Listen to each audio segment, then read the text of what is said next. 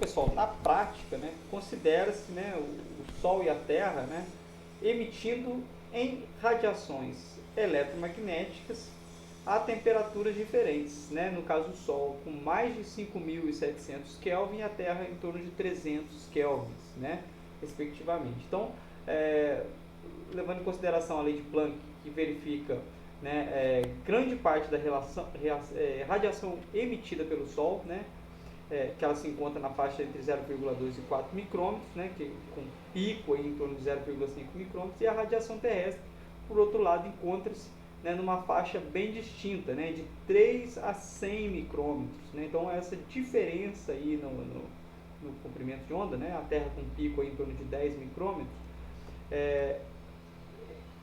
essa característica principal, né, é a que diz, né, é a que mostra o porquê que a Terra emite em ondas longas, né, e o Sol emite em ondas curtas, né.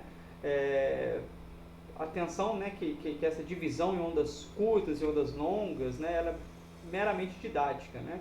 É interessante para a compreensão, né, das trocas de energia radiante no sistema Terra-Sol, né, Sol-Terra, melhor dizendo, né, mas ela é meramente didática, né, porque a gente tem, na verdade, um espectro, né, de radiação, né, e de acordo com a teoria quântica, cada substância, né, é capaz de absorver e de emitir radiação apenas em determinados comprimentos de onda, né, dependendo do estado de agregação molecular, né, em que essa substância se encontra. Então, de fato, o padrão radioativo de uma substância, né, ela tem uma relação muito importante com as suas propriedades moleculares. Né? Por exemplo, uma substância no estado, né, gasoso, ela difere bastante, né, de uma substância no estado líquido e sólido. Né? Então, isso é bastante importante aí para se ter em mente, tá joia? Então, pessoal, esse daqui, né, é o espectro eletromagnético, né, ou seja, que é o conjunto de todas as radiações eletromagnéticas, né, e a gente está ordenando aqui, considerando os comprimentos de onda, né, de radiação eletromagnética com dimensões ascendentes, né, então está crescendo aqui, né. Obviamente, né, as frequências, né, é o inverso, então estão decrescentes, né, aqui nesse espectro eletromagnético, tá? Um primeiro detalhe, né, é que aqui, ó, nesse eixo aqui horizontal dessa figura, né, a unidade aqui é o micrômetro, né, e aqui, né, nesse quadrinho ao lado aqui é um nanômetro, tá? A gente pode usar o nanômetro que fica mais palpável, né, o espectro de radiação, né, fica com valores maiores, né, então a gente consegue atentar mais para a diferença, tá bem? Então, a primeira coisa que a gente tem aqui, ó, são os raios X e raios gamas, né? Esses raios X e raios gamas que atingem a proporção, né, de até aproximadamente 10 nanômetros, né? Então, é a primeira parte aqui do espectro da radiação, né? Depois disso, a gente já tem o espectro ultravioleta, né? O ultravioleta a gente tem comprimentos de onda aí entre 10 e 390 nanômetros, né? Então já aumentou um pouquinho a magnitude aí dos comprimentos de onda. Então essa radiação ultravioleta a gente ainda não consegue enxergar, né? Então quando a gente fala de luz, né, ultravioleta, né, que geralmente usa em ambientes escuros para o pessoal dançar e tal, normalmente a gente não vê, né, essa luz ultravioleta, né?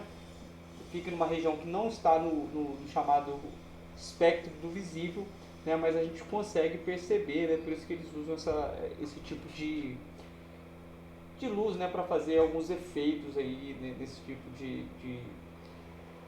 casas, né, de shows e de eventos, né. Depois da radiação ultravioleta, a gente tem a radiação do visível, né, que varia aí em torno de 390 a 770 nanômetros, né. Basicamente é essa região aqui que vocês estão vendo aqui, né? Começa aqui nas cores, né, mais próximas aqui ao violeta mesmo, ao roxo, né, e vindo até o vermelho, né? Então são comprimentos de ondas né, na faixa do visível, que a gente consegue perceber através dos nossos olhos, né? Lembrando também que essa faixa do visível, né, a decomposição dessas cores foi feita por Isaac Newton, né, através de um prisma, né, de um cristal que ele colocou, um feixe de luz passou pelo cristal, né, e decompôs, né, esse espectro radioativo na região do visível, né. Depois, né, essa experiência virou a capa do disco do The Dark Side of the Moon, do Pink Floyd. Não sei se vocês conhecem, se vocês gostam, né, mas basicamente foi aí que a gente começou, né, a prestar atenção, né, no espectro eletromagnético e dividir, né, esse espectro eletromagnético, né. A faixa do visível também corresponde à faixa, né, da radiação eletromagnética que é fotossinteticamente ativa, né, que as plantas utilizam para fazer fotossíntese, né. Depois, né, a gente tem já a questão do infravermelho, né, o espectro do infravermelho, né, que são comprimentos de ondas maiores, que vão entre 770 até os 4.000 nanômetros aproximadamente, né. Então no infravermelho a gente tem, né, o infravermelho próximo, tem uma série de subdivisões, né, e isso tudo vai ser feito de acordo com a utilização, né, do espectro eletromagnético, né. Mas basicamente a gente tem esse espectro dividido dessa forma aí, né. Já a radiação terrestre, né, ela é acima, né, superior aí aos 4.000 nanômetros, né. Então já são consideradas radiações de ondas longas, né. Então tem aí um pico aí em torno aí de 100 micrômetros, né, aqui nessa região aqui, que vocês conseguem observar, né. Então isso seria a faixa de radiação em que a Terra, né, emite em ondas longas. Aqui a gente já está dividindo, né, a intensidade, né, da radiação, que está aqui no meu eixo Y, né, e aqui o comprimento de onda, né, em micrômetros, né. Para fazer em nanômetros, né, basta multiplicar, né, por 10 elevado a terceira, né, 10 ao cubo aqui. Então a radiação solar de ondas curtas, né, ela vai, né, até 4 micrômetros, né, ou 400 nanômetros, né. E já a terrestre, né, ela é superior, né, a esses 400 nanômetros, né, ou 4 micrômetros, tá? Então tá aqui a radiação terrestre, né, que a Terra emite, e aqui a radiação solar, tá bem? Então, pessoal, os processos, né, de transferência de radiação, né, na atmosfera, eles são bastante complexos, né? Porque, né, a luz, né, como uma onda eletromagnética, sofre, né, alguns fenômenos, né, o de transmissão, o de reflexão e o de absorção, por exemplo, né? E esses processos são bastante complexos, principalmente aqui, né, na atmosfera, né? Porque as características, né, dos agentes de atenuação que a gente tem na atmosfera, né, por exemplo, o vapor de água, o gás carbônico e o ozônio, geralmente mostram grandes variações, né, em termos espectrais, né? Então, na presença de nuvens, né, por exemplo, né, o quadro se complica ainda mais, né? Então, em muitas aplicações, né, principalmente na área de engenharia, o tratamento da radiação não necessita de grande detalhamento, né? A gente faz uma simplificação, né, do que normalmente acontece, né? E trata basicamente, né, essas três propriedades aí das ondas, né, a de transmissão, a de reflexão e de absorção, né? Então, o que seria uma transmissão, né? A transmissão seria basicamente uma propriedade, né, em que um corpo, né, possui de ser transparente, né, ou opaco a uma quantidade de energia, né? Por exemplo, o nosso corpo, né, ele é opaco ou transparente aos neutrinos, né? Então, nesse momento, está passando pelo meu corpo, pelo seu corpo, zilhões de neutrinos, né? Então, nosso corpo é opaco ou transparente, né? Em termos de radiação, né, lembrando sempre que tem essa relação dos comprimentos, né, de onda, né, do espectro, né? Determinada quantidade de energia que chega, ela é basicamente, a atmosfera é basicamente transparente, né? Então essa energia passa, né, sem sofrer nenhum tipo de processo, né? Por outro lado, quando eu disse lá no início da aula, cerca de 30 a 31% da energia que chega lá no topo da atmosfera, uma parte já é refletida para o espaço, né? Porque existe, né, uma propriedade de reflexão, uma propriedade que certos corpos têm de devolver, né, ou de funcionar como um espelho, né, de retornar toda aquela quantidade de energia, né, no sentido oposto, tá joia? E outros corpos, né, uma outra propriedade que alguns corpos têm, né, uns mais, outros menos, é a de absorção da radiação, né? Parte da energia, né, da radiação que chega até esse corpo é absorvida, né? Então a gente normalmente fala que a transmissão, né, é a relação entre a energia, né, que é a transmissão, representada pelo T minúsculo, é a quantidade de energia, né, transmitida em relação à energia inicial, né, representada aqui por ET e EI respectivamente, né? A reflexão, né, representada aqui pelo R, é a relação entre a energia refletida e a energia inicial, né? E a absorção, né, é a parte que é absorvida, representada aqui pela letra A, é a energia absorvida em relação à energia inicial, né? Então isso aqui sem mistério. Sem mistério, né? Obviamente, né, se você somar, né, essa energia aí, toda essa quantidade de energia, a gente tem aí o total de 100%, tá bem? Então, pessoal, quando a gente fala, né, de radiação solar, né, na faixa do visível, né, e a gente fala desses fenômenos, né, de absorção, transmissão e reflexão, a parte da energia que é refletida, né, na região do visível é chamada de albedo, né? O albedo é uma espécie aí de coeficiente, né, de reflexão, né?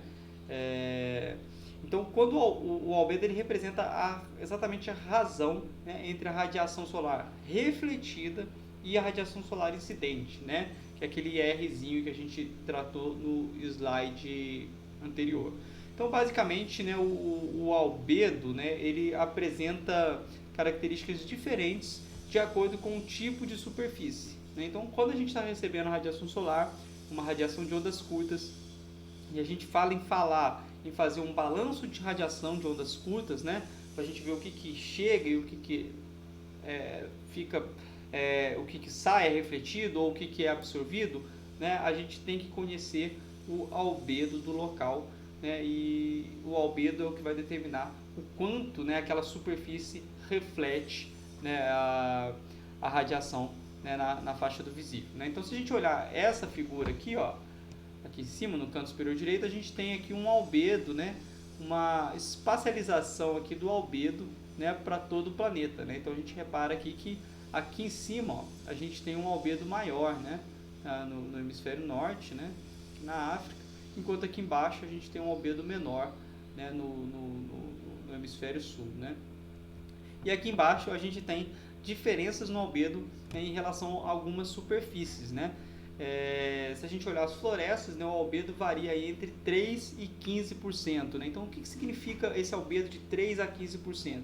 Significa que da energia incidente nessa floresta, de 3 a 15% é refletido de volta, né?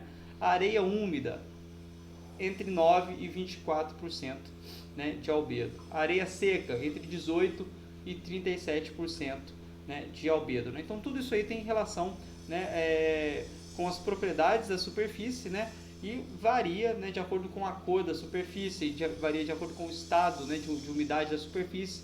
A gente vê que a areia úmida, né, o coeficiente de reflexão ou albedo é menor do que na areia seca, né, da radiação incidente. A gente tem processos ali que fazem com que a areia úmida ela tem um coeficiente de reflexão menor, né, entre elas fluxos de calor latente, sensível, né, devido à maior presença de água, solo sem vegetação, né, a gente tem em torno de 10 a 20% de albedo, rochas de 12 a 15% de albedo e o gelo, né, em torno de 60 a 70% de albedo, né, de 66 a 70% de albedo, né.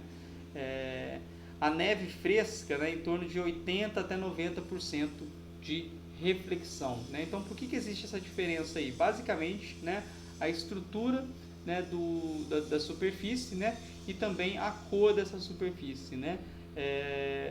Lembrando que as cores mais claras, né, têm maior propriedade reflexiva do que cores mais escuras, né. Então, se a gente olhar o asfalto, né, o coeficiente de reflexão dele é muito pequenininho, né, ele tem em torno de 5% aqui, né, de coeficiente de reflexão, de 5 a 10%, né, então ele absorve muito, né, o calor, né. Quando a gente fala, né, nas grandes cidades, né, de aumento da temperatura, né, de ilhas de calor, né, a pavimentação, né, o asfalto, ele tem uma importância muito grande nisso, porque como ele tem um coeficiente de reflexão ou um albedo, né, muito pequeno, né, toda a radiação incidente, né, nesse corpo aí, no asfalto, ela é absorvida, né, pelo asfalto, né? Então ele tem uma propriedade de absorver calor muito grande, né? Então por isso que, como consequência, né, que a gente vai ver até na aula que vem, na aula de temperatura, a gente tem um aumento da temperatura do ar, né? A gente vai ver esse processo na aula que vem.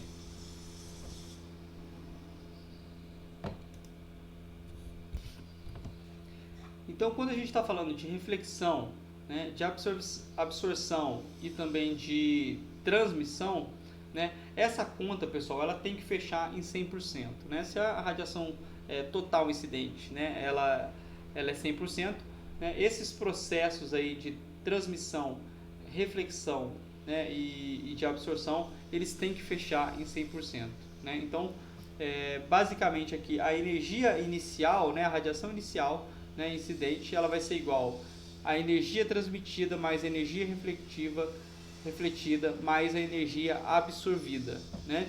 Então, se eu considerar que a energia transmitida é igual a transmissão vezes a energia inicial, né, que a gente viu lá no slide anterior, né, considerando que a energia refletida é igual a reflexão vezes a energia inicial, né, e a energia absorvida é igual a absorção vezes a energia inicial, né, eu consigo montar essa equação aqui, né, falando que a energia inicial vai ser igual a transmissão vezes energia transmitida, reflexão vezes energia refletida e absorção vezes energia absorvida, né.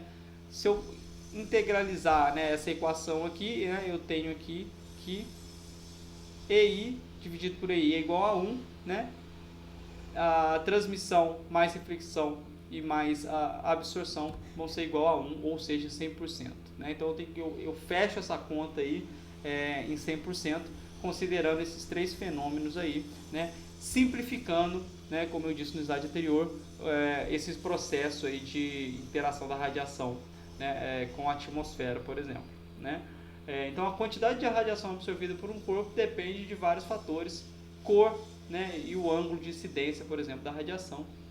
Né? Então por isso que esse processo é bastante complexo, né, e é simplificado dessa maneira aí. Quando a gente trabalha, né, com o estudo da radiação, é bastante comum, né, a gente considerar, né, um modelo de corpo, né, como ele é um absorvente perfeito, né, ou seja, ele tem, né, o coeficiente de absorção é igual a 1, reflexão igual a 0 e transmissão igual a 0. Né? Então esse modelo é um modelo conceitual, né, e ele foi estudado pelo Stephen Boltz, né, são dois pesquisadores, né, e eles chamaram esse corpo de corpo negro. Né? Então, em síntese, o corpo negro ele é um corpo hipotético capaz de absorver toda a energia radiante incidente sobre ele. Né? Então, ele absorve a energia de maneira integral. Né? Então, na prática, né, a gente considera que o Sol e a Terra são corpos negros. Né? Então, eles emitem radiação eletromagnética a temperaturas de aproximadamente 5.770 kelvins e 300 kelvins, né, e são considerados corpos negros, né? Um corpo negro não é necessariamente de cor negra, né, porém em alguns corpos, né, se comportam como se fossem negros para a radiação solar em determinados comprimentos de onda, né? Então, basicamente esse é o conceito do corpo negro, né? E a energia total emitida, né, que é representada aqui pela letra maiúscula E, né, ela nada mais é que a emissão de um corpo negro, né, que se dá dentro de uma faixa de comprimentos de onda, né? Então, o total de energia emitida depende da temperatura desse corpo, né? E nessas experiências que esses pesquisadores, o Stephen Boltzmann, fizeram, né, eles relacionaram a energia total emitida desse corpo como proporcional à quarta potência da sua temperatura, né? Então, a gente tem aí a lei de Stephen Boltzmann, né, que descreve essa relação, né, da energia total emitida por um corpo em relação à sua temperatura. Então, pessoal, essa lei de Stephen Boltzmann, né, ela diz que a energia total emitida por um corpo ela vai ser igual a essa letra epsilon, né, que é uma letra grega, ela me dá o coeficiente de emissividade de um determinado corpo, né, vezes o π aqui, né, esse π aqui é a constante de Stephen Boltzmann, né, vezes a temperatura do corpo elevado à quarta potência, né.